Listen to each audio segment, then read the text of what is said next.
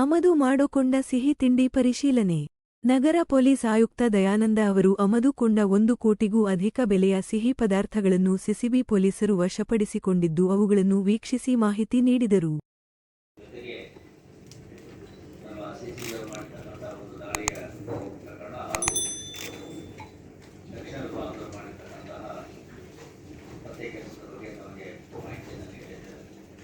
ಮೊದಲನೇದಾಗಿ ನಮ್ಮ ಸಿಸಿಬಿಯ economic surveillance wing ಅವರು ಈ ಕೆಲವೊಂದು ವಿದೇಶಿ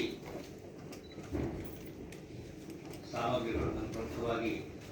ಚಾಕ್ಲೇಟ್ಗಳು ಮತ್ತು ಇತರ ಆಹಾರ ಪದಾರ್ಥಗಳನ್ನು ಆಮದು ಮಾಡಿಕೊಂಡು ಅದರ ಮೇಲೆ ನಕಲಿ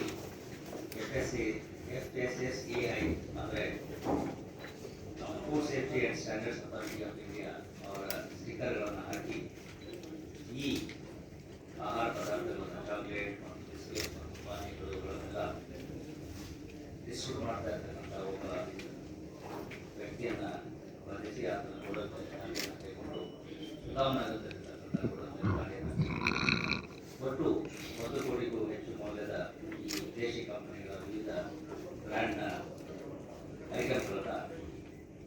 ವಶಪಡಿಸಿಕೊಳ್ಳುವಲ್ಲಿ ಯಶಸ್ವಿಯಾಗಿದೆ. ಇದರಲ್ಲಿ ಮೂಲತಃ ಇದುವರೆಗೆ ಕಂಡುಬರ್ತಿರ್ತಕ್ಕಂಥ ಅಂಶಗಳಂದರೆ ಈ ರೀತಿಯೆಲ್ಲ ಆಹಾರ ಪದಾರ್ಥಗಳನ್ನು ಇವರು ಇವರು ವಿದೇಶದ